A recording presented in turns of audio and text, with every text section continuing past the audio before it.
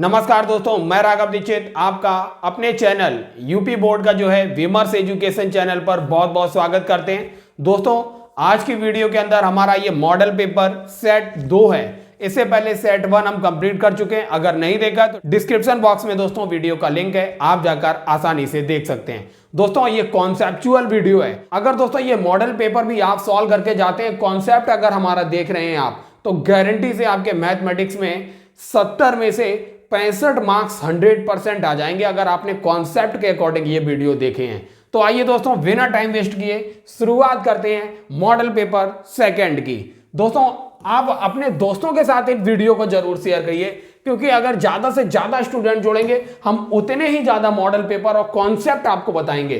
दोस्तों ये वीडियो ज्यादा से ज्यादा शेयर कीजिए। सबसे पहले हम बहुविकल्पी प्रश्नों को सॉल्व करेंगे। बहुविकल्पी आइए दोस्तों देखते हैं बहुविकल्पी प्रश्नों को।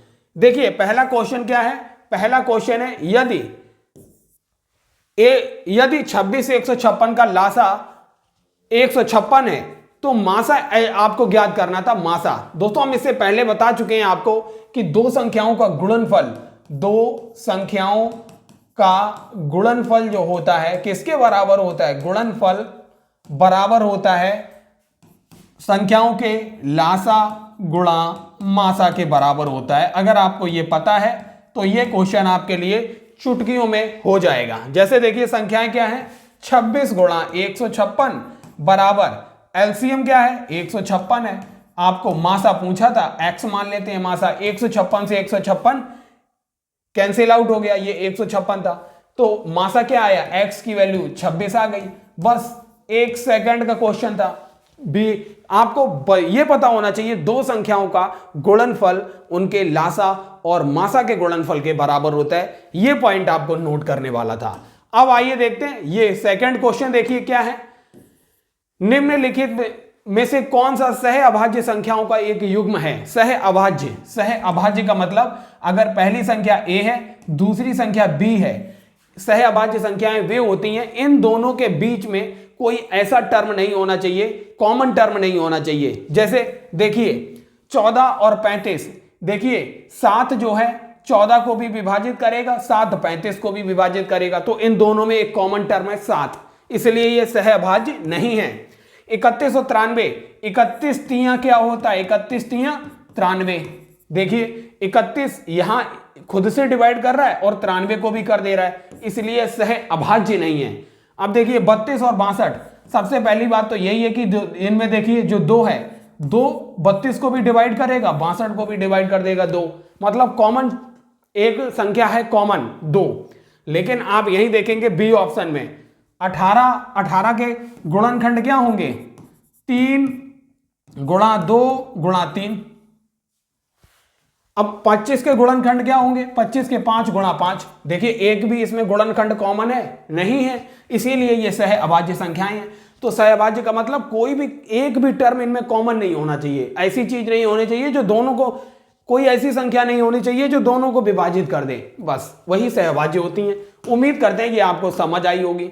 अब जरा तीसरा क्वेश्चन देखिए क्या कह रहा है। तीसरा क्वेश्चन 5,0 और -12,0 के बीच की दूरी क्या होगी। दोस्तों आप अगर बेसिक केवल आप कॉन्सेप्ट समझ लीजिए, दो बिंदुओं के बीच की दूरी का फॉर्मूला क्या होता है, दूरी का फॉर्मूला होता है अंडर रूट।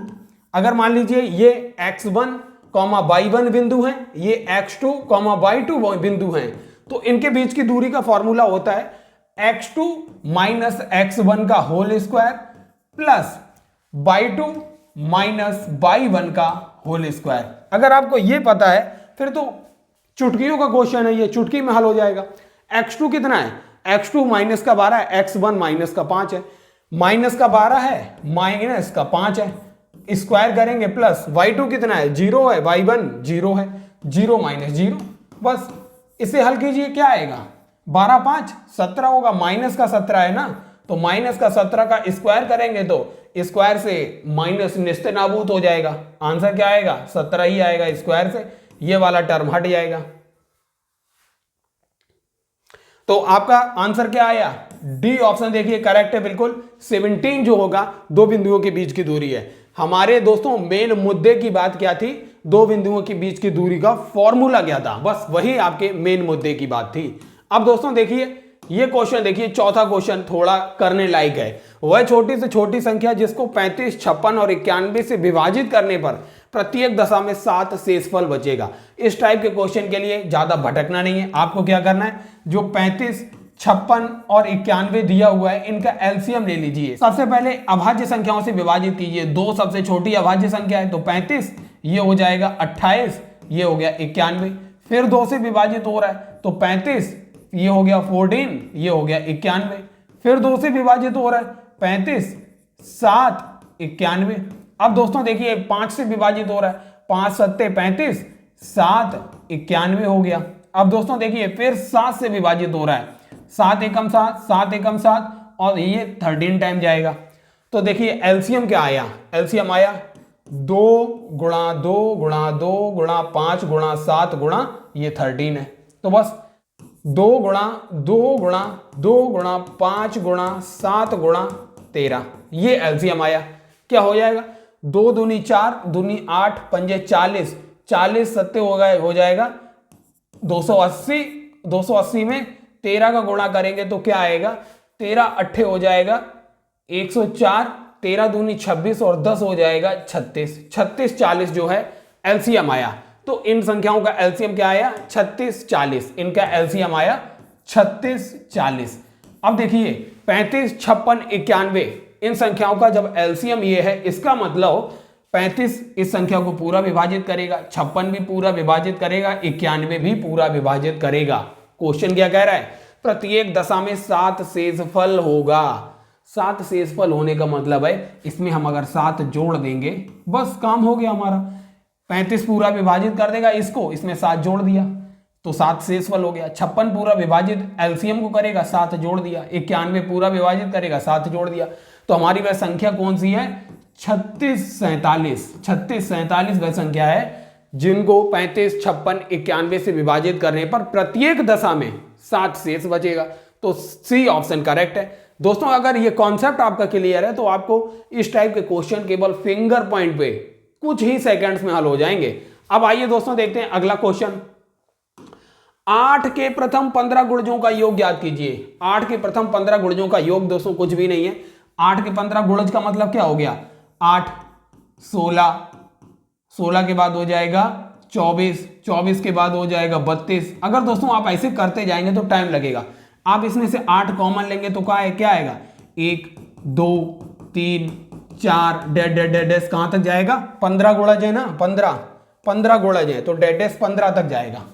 अब आप दोस्तों देखिए ये प्रथम n संख्याओं का योगफल हो गया ना, 1, 2, 3, 4, 5, 15 तक।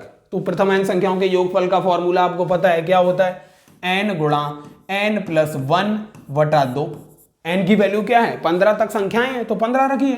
क्या हो गया, 15 गुणा 15 और 1 16/2, 2 अट्ठे 16, 15 अट्ठे क्या हो गया 120।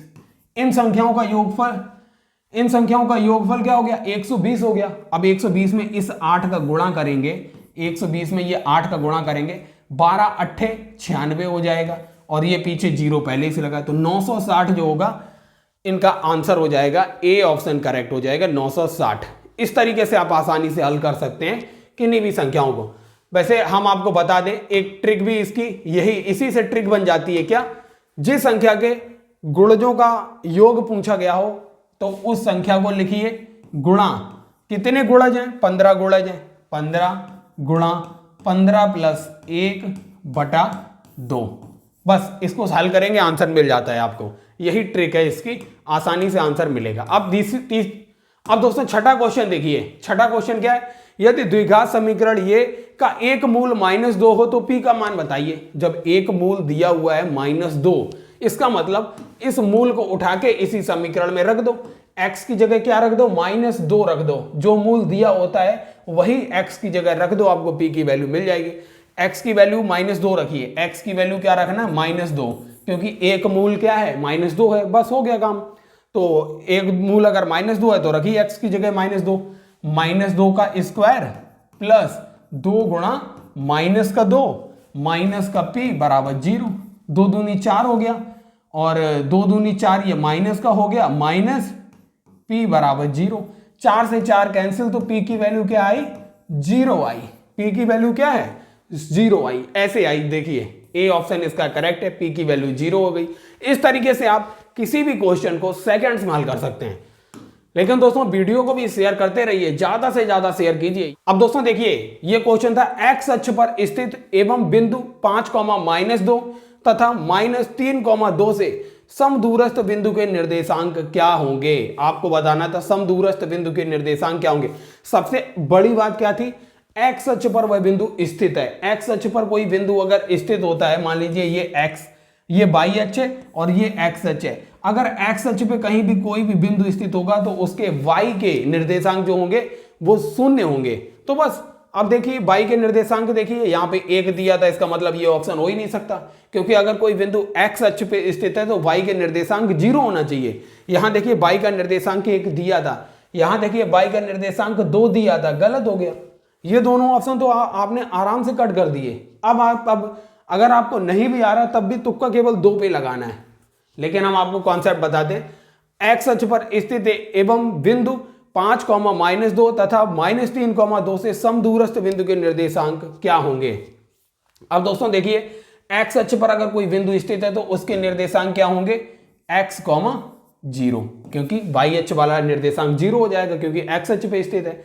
अब आप क्या करना है 5,-2 इन दोनों के बीच की दूरी निकाल लीजिए। क्या होगी इन दोनों के बीच की दूरी, इन दोनों के बीच की दूरी हो जाएगी √x1 - x2 क्या हो जाएगा x - 5 का whole square plus y2 - y1 का होल स्क्वायर का मतलब हो गया यहां देखिए -2 - 0 का होल स्क्वायर। ये किसके बराबर होगा, ये बराबर होगा -3,2 और x, 0 के दूरी के बराबर होगा, क्योंकि यहां देखिए दोनों बिंदु समदूरस्थ हैं, समान दूरी पर हैं। तो इन दोनों के बीच की दूरी क्या हो जाएगी, इन दोनों के बीच की दूरी हो जाएगी -3 - x का होल स्क्वायर प्लस 2 - 0 का होल स्क्वायर।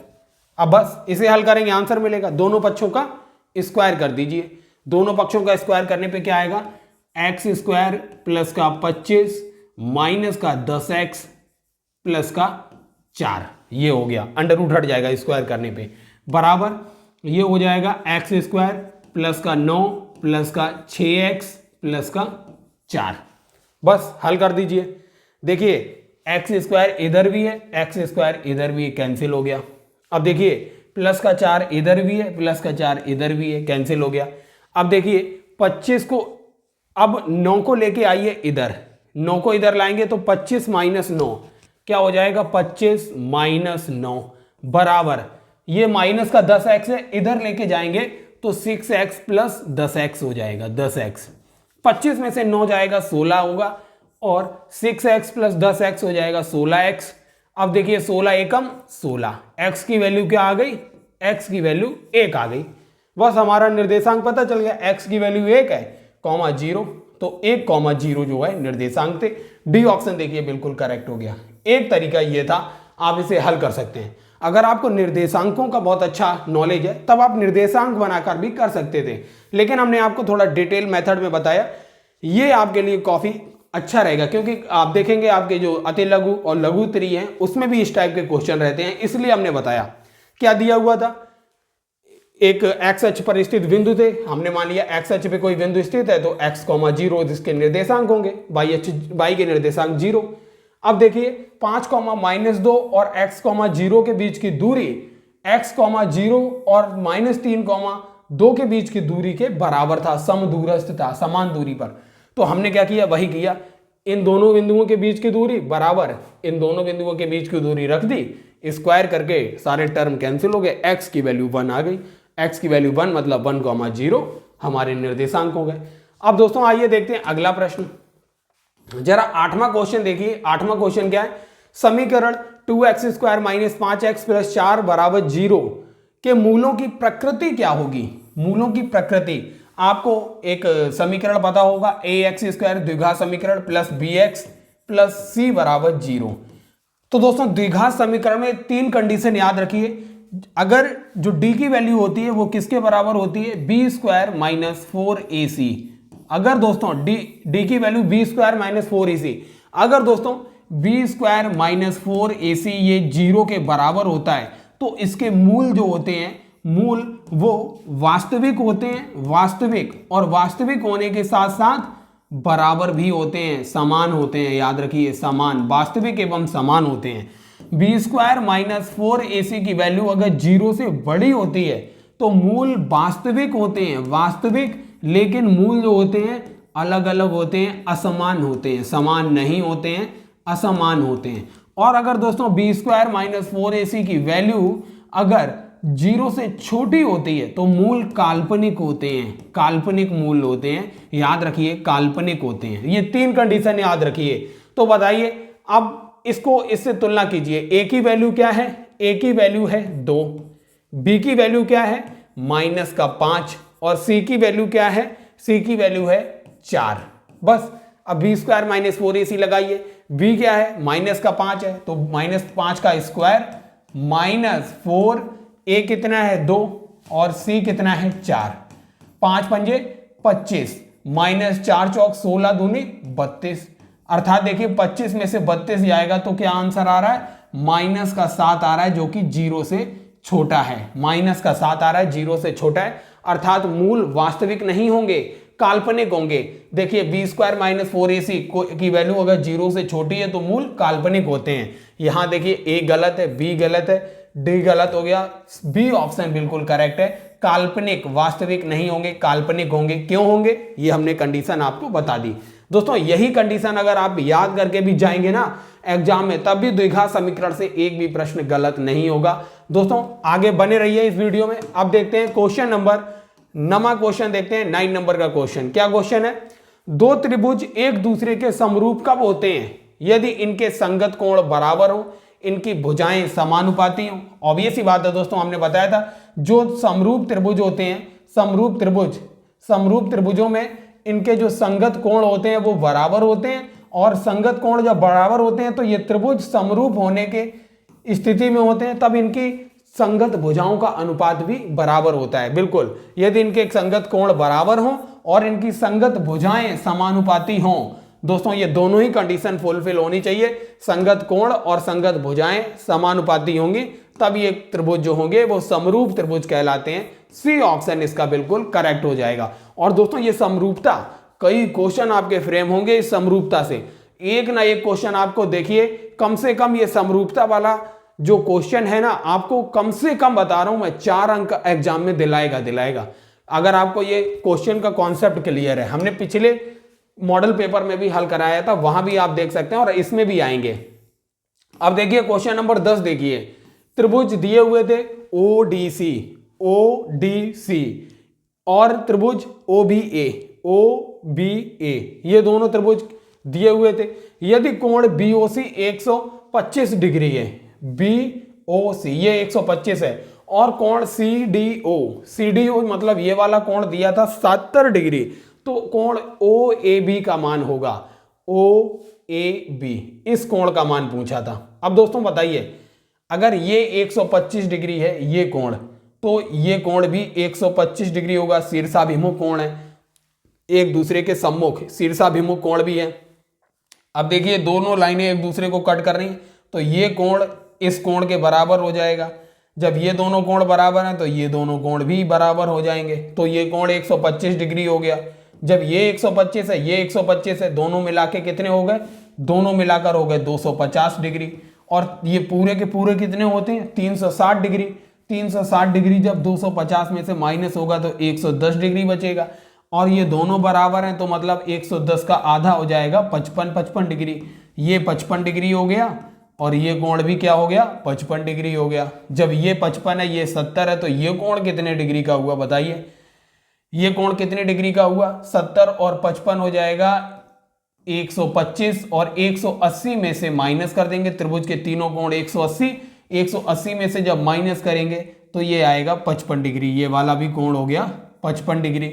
जब ये कोण 55 डिग्री है, ये दोनों समांतर भुजाएं हैं, तो ये कोण किसके बराबर होगा? इसके बराबर हो जाएगा। ये वाला कोण तो ये 55 डिग्री है, तो ये कोण भी क्या हो जाएगा, 55 डिग्री हो जाएगा। इस तरीके से आप आसानी से आंसर तक पहुंच गए। ए ऑप्शन इसका करेक्ट था।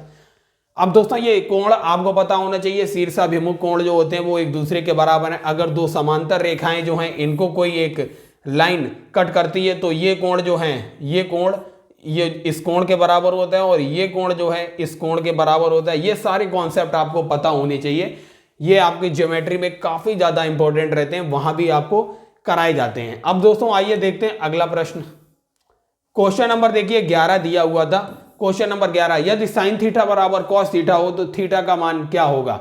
अब दोस्तों साइन थीटा अगर कॉस थीटा के बराबर है, बताइए साइन थीटा बराबर कॉस थीटा अगर हम रख भी लेते हैं, साइन थीटा बराबर कॉस थीटा कितनी आसानी से हल होगा।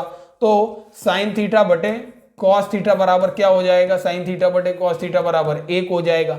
तो ये क्या बन गया, टेन थीटा बन गया। टेन थीटा बराबर क्या है, 1 है।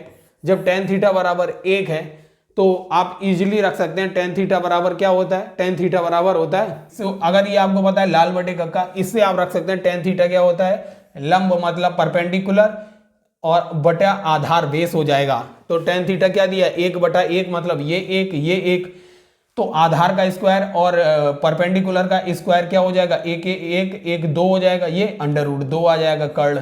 तो आप बताइए थीटा की वैल्यू निकालना कितना कठिन है, काफी आसान है। वैसे यही निकाल सकते थे टेन थीटा बराबर 1, तो थीटा की वैल्यू क्या होगी, 45 डिग्री होगी, बस काम खत्म, 45 डिग्री।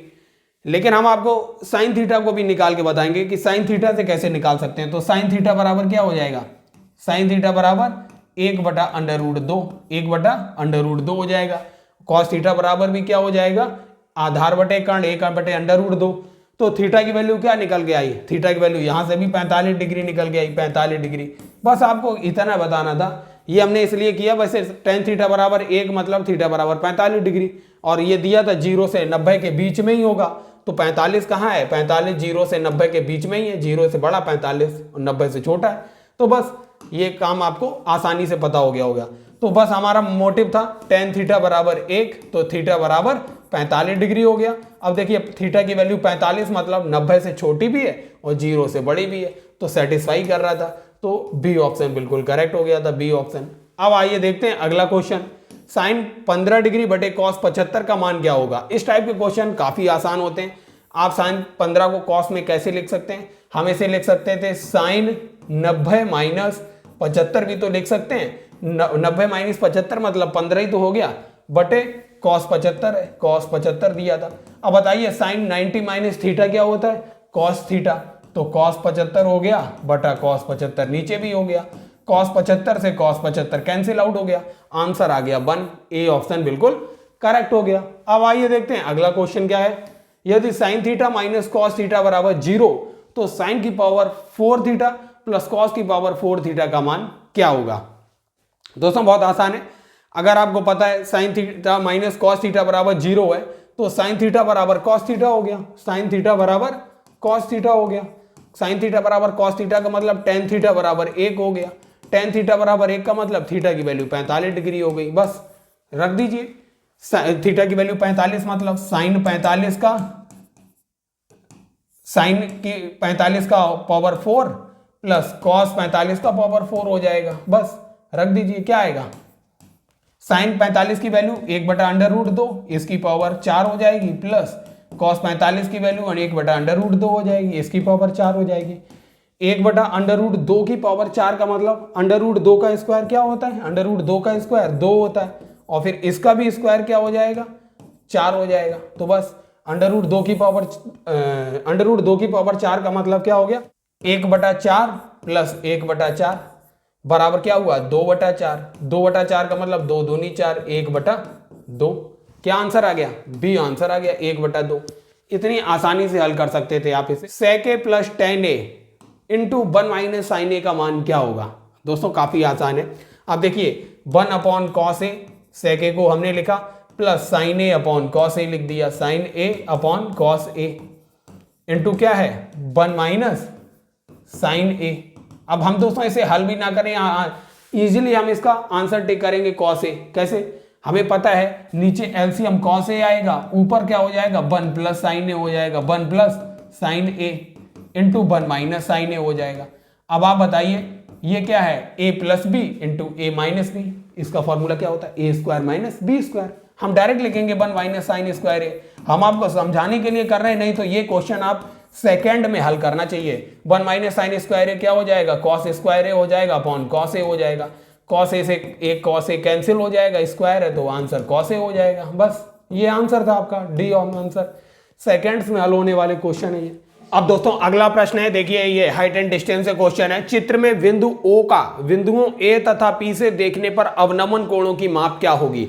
अवनमन कोण और उन्नयन कोणों में अंतर समझ लीजिए। अवनमन का मतलब होता है नमन, मतलब नमन नीचे झुक के, तो जब भी आप टॉप से नीचे की ओर देखेंगे तो नमन, अवनमन कोण होगा। उन्नयन, उन्नयन का मतलब ऊपर की ओर नयन, ऊपर की ओर जब आपको देखना पड़ेगा तो वहां उन्नयन कोण बनता है। मतलब जैसे आप अगर मान लीजिए यहां पर खड़े हुए हैं, अगर आपको ऊपर की ओर देखना पड़ रहा है तो जो इस अक्ष से कोण बनेगा ये उन्नयन होगा।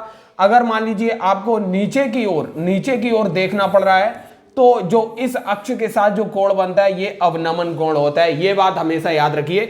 बस यही देखिए, यहां पर आपको अवनमन कोणों की माप पूछी गई थी, तो अवनमन कोणों का मतलब ये जो होगा, एक पैरेलल लाइन ये खींचिए ऐसे, तो इस कोण की माप और इस कोण की माप आपको बतानी थी। अब दोस्तों देखिए ये दो पैरेलल लाइन हो गई, ये और ये पैरेलल लाइन है। अगर ये कोण देखिए, ये दोनों पैरेलल लाइन है। अब ये लाइन जो है इनको मिला रही है, तो ये कोण जो होगा इस कोण के बराबर होगा, इस वाले कोण के बराबर होगा। तो ये 45 है तो ये 45 डिग्री हो गया। मतलब अब देखिए ए तथा पी से देखने पर ए जो है वो 45 डिग्री है। ए 45 डिग्री कहां दिया है, देखिए यहां दिया हुआ है और यहां दिया हुआ है, दो जगह। अब हमें पी पर देखना है अवनमन कोण क्या होगा। अब देखिए इस वाले त्रिभुज में, देखिए ये वाले त्रिभुज में, इस वाले त्रिभुज में ये कोण जो है 90 डिग्री है, ये कोण 60 डिग्री दिया है, तो 9 6 15 150, और त्रिभुज के तीनों कोणों का योग जो होता है वो 180 होता है। 180 माइनस अगर 150 करेंगे तो 30 डिग्री आएगा। मतलब ये वाला कोण जो है वो 30 डिग्री आया। अब ये दोनों फिर समांतर रेखाएं हैं और ये लाइन इनको मिला रही है, तो ये कोण इस कोण के बराबर होगा। तो ये कोण 30 है तो ये वाला कोण भी 30 डिग्री हो जाएगा, 30 डिग्री। तो P का अवनमन कोण 30 होगा, A का 45 होगा। अब देखिए 45 और 30 कहां दिया था, यहां पर दिया हुआ था 45 और 30। ये क्वेश्चन नंबर 16 देखिए, किसी त्रिभुज ABC में कोण C बराबर 90 और tan A बराबर 1/√3 हो, तो sin A cos B plus cos A sin B का मान क्या होगा। अब दोस्तों अगर आपको पता है sin A plus B, sine A plus B का फॉर्मूला क्या होता है, अगर आपको पता है sine A cos B plus cos A sine B, अगर आपको ये पता है ये फॉर्मूला होता है साइन A प्लस B का, तो त्रिभुज ABC में देखिए एक त्रिभुज दिया था ABC, A B और C 90 डिग्री दिया था और tan A बराबर 1/√3 था। tan का मतलब हो गया जो हमारा परपेंडिकुलर है, लंब 1, और आधार √3 है, तो ये कितना हो गया, ये हो गया 2 हमारा। बस अब आप आसानी से पता लगा लेंगे कि हमारा tan A, हमें देखिए C की वैल्यू दी हुई है, C की वैल्यू क्या है 90 डिग्री, तो आप बताइए साइन A बराबर क्या हो जाएगा, साइन A बराबर परपेंडिकुलर अपॉन हाइपोटेनियस 1/2, तो A की वैल्यू क्या हो गई, साइन 30 की वैल्यू क्या होती है, साइन 30 की वैल्यू 1/2 होती है। तो हमें ये पता चल गया ये 30 डिग्री है। जब ये 90 है ये 30 है तो ये बचा क्या 60 डिग्री हो गया। अब हमें A और B की वैल्यू पता चल गई 30 और 60, इसमें रखेंगे क्या आएगा साइन 30 प्लस 60 बराबर क्या हो गया साइन 90 हो गया। और साइन 90 की वैल्यू क्या होती है 1 होती है। बस आंसर था, सी ऑप्शन करेक्ट था, इसमें क्वेश्चन नहीं रखना था। अगर आपको ये पता था साइन A प्लस B की वैल्यू क्या होती है sine A cos B plus cos A sine B, तब आप आसानी से कर सकते थे। अब आइए दोस्तों, ये तो हो गया sine A plus B, sine A minus B भी आपको याद रखना है, क्या होती है sine A cos B minus cos A sine B, ये आपको भी याद रखना है। साइन A माइनस B का फॉर्मूला आपको याद रखना है। अगर cos में देखिए cos A प्लस B का फॉर्मूला होगा cos A cos B minus sine A sine B, cos A minus B होगा cos A cos B plus sine A sine B, ये आपको याद रखना है। ये दोस्तों फॉर्मूले आपको फिंगर पॉइंट पे आने चाहिए, तब आप आसानी से कोई भी क्वेश्चन सॉल्व करेंगे। ये देखिए 17 नंबर का क्वेश्चन, एक घड़ी की मिनट की सुई 8 सेंटीमीटर लंबी है। मान लीजिए एक घड़ी बना लीजिए, इसके मिनट की सुई जो है 8 सेंटीमीटर लंबी है। एक मिनट में मिनट की सुई द्वारा बनाए गए त्रिज्य खंड का क्षेत्रफल क्या होगा। अब आपसे पूछ क्या रहा है, एक मिनट में मिनट की सुई के द्वारा बनाया गया जो त्रिज्य खंड है उसका क्षेत्रफल क्या होगा। अब आप बताइए, ये घड़ी जो है मिनट की सुई कितने मिनट में पूरा राउंड लगा लेती है? 60 मिनट। 60 मिनट में पूरा राउंड लगाती है, मतलब 60 मिनट में 360 डिग्री घूम जाएगी। तो एक मिनट में कितना घूम रही होगी? एक मिनट में 360 बटा 60, क्या हो गया? 6 छंग 36। एक मिनट में ये 6 डिग्री घूम रही होगी। एक मिनट में कितना घूम रही है? 6 डिग्री घूम रही है। तो बस अब बताइए, अगर ये 6 डिग्री घूम जा रही है, मान लीजिए ये यहां पर पहुंच गई, 6 डिग्री घूम रही है, तो इस त्रिज्य खंड का क्षेत्रफल आपको बताना था। इस त्रिज्य खंड का क्षेत्रफल क्या होगा?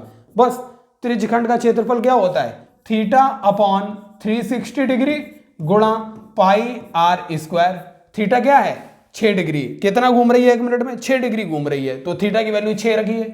6 बटा 360 गुणा पाई आर स्क्वायर, 6 छंग 36, तो पाई आर स्क्वायर बटे 60 डिग्री। पाई आर स्क्वायर बटा 60 डिग्री जो है इसका क्षेत्रफल होगा। पाई आर स्क्वायर बटे 60 डिग्री। देखिए ए ऑप्शन करेक्ट था। तो आपको याद होना चाहिए, सबसे पहले 60 मिनट में 360 डिग्री मिनट की सुई घूमती है, तो एक मिनट के लिए हमने 60 से 360 को विभाजित किया, 6 छंग 36 हो गया। 6 डिग्री एक मिनट में घूम रही है। हमें थीटा की वैल्यू पता चल गई। त्रिज्य खंड का फॉर्मूला होता है थीटा बटे 360 गुणा पाई आर स्क्वायर। हमें थीटा पता चल गया कितना है, 6 डिग्री घूम रही है, तो थीटा की वैल्यू 6 रखी, आंसर मिल गया पाई आर स्क्वायर बटे 60। अब आइए देखते हैं अगला क्वेश्चन। अब दोस्तों देखिए अगला क्वेश्चन है 18 नंबर। 1/2 सेंटीमीटर व्यास वाले किसी ठोस अर्धगोले का संपूर्ण पृष्ठीय क्षेत्रफल। अब देखिए संपूर्ण पृष्ठीय क्षेत्रफल का मतलब क्या हो गया? ये ठोस अर्धगोला है, ठोस, तो मतलब वैसे अर्धगोले का पृष्ठीय क्षेत्रफल हो जाता है 2 पाई आर स्क्वायर। लेकिन दोस्तों संपूर्ण पृष्ठीय क्षेत्रफल का मतलब ये ऊपर वाला पृष्ठीय क्षेत्रफल भी ऐड हो जाएगा जो कटा हुआ है। ये क्या होगा? पाई आर स्क्वायर, इसका भी हो जाएगा, तो पाई आर स्क्वायर ये भी ऐड हो जाएगा, तो क्या हो गया? 3 पाई आर स्क्वायर जो हो गया संपूर्ण पृष्ठीय क्षेत्रफल। अब देखिए व्यास है, ये याद रखिए, त्रिज्या नहीं है। 1/2 सेंटीमीटर व्यास है, तो त्रिज्या क्या हो गई? 1/2 का आधा करेंगे, 1/4 सेंटीमीटर जो है इसकी त्रिज्या है। रख दीजिए आर की वैल्यू क्या हो गई? 3 इंटू पाई इंटू 1/4 का स्क्वायर, तो क्या हो गया? 3/4 का स्क्वायर हो गया 16 पाई। 3/4 16 पाई सेंटीमीटर स्क्वायर जो है इसकी त्रिज्या है। इसका संपूर्ण पृष्ठीय क्षेत्रफल है 3/16 pi centimetre square. B option इसका बिल्कुल करेक्ट हो जाएगा। उम्मीद करते हैं समझ आया होगा। 19 नंबर का क्वेश्चन है, किसी बारंबारता बंटन के लिए माध्य माध्यक क्रमशः ये दिए हुए थे, बंटन का बहुलक बताइए। पहले ही हम दोस्तों आपको बता चुके हैं, संबंध याद रखना है आपको। बहुलक बराबर क्या होता है? बहुलक बराबर होता है 3 गुणा माध्यिका, 3 गुणा माध्यिका माइनस 2 गुणा माध्य। ये संबंध आपको याद रखना है, हर बार पूछा जाएगा ये। बहुलक बराबर 3 गुणा माध्यिका माइनस 2 गुणा माध्य। अब रखिए माध्यिका की वैल्यू क्या है? माध्यिका की वैल्यू है 25.8। 3 का गुणा कीजिए 25.8 से, माइनस कर दीजिए 2 गुणा 26.1, क्या आएगा? तो 77.4 माइनस 52.2 माइनस करेंगे तो क्या आएगा? ये 25.2 जो होगा ये बहुलक होगा। 25.2 सी ऑप्शन बिल्कुल करेक्ट हो गया। 25.2 बहुलक होगा। ये संबंध आपको याद रखना है, बहुलक बराबर 3 गुणा माध्यिका माइनस 2 गुणा माध्य। आपके आंसर सेकंड्स में आएंगे। अब ये देखिए 20वां क्वेश्चन क्या है? केंद्रीय प्रवृत्ति की माप क्या होती है? केंद्रीय प्रवृत्ति की माप क्या होती है? ऑब्वियस ही बात है दोस्तों, जो केंद्रीय प्रवृत्ति की माप होगी वह हमारा मीन होगा। माध्य और माध्यिका दोनों, मीडियन एंड जो हमारा मीन है, मीडियन एंड मीन दोनों जो होते हैं वह केंद्रीय प्रवृत्ति की माप होते हैं। डी ऑप्शन इसका करेक्ट है। डी ऑप्शन इसका बिल्कुल करेक्ट हो जाएगा, जो मीन एंड मीडियन। तो दोस्तों ये हमारा सेकंड मॉडल पेपर के ऑब्जेक्टिव टाइप क्वेश्चन थे। इसमें हमने आपको पूरा कॉन्सेप्ट समझाया। अगर दोस्तों आपको ये क्लासेस अच्छी लग रही हैं तो अपने साथियों के साथ शेयर कीजिए और ज़्यादा से ज़्यादा चैनल को भी सब्सक्राइब करते रहिए। आपका दोस्तों वीडियो देखने के लिए बहुत बहुत धन्यवाद।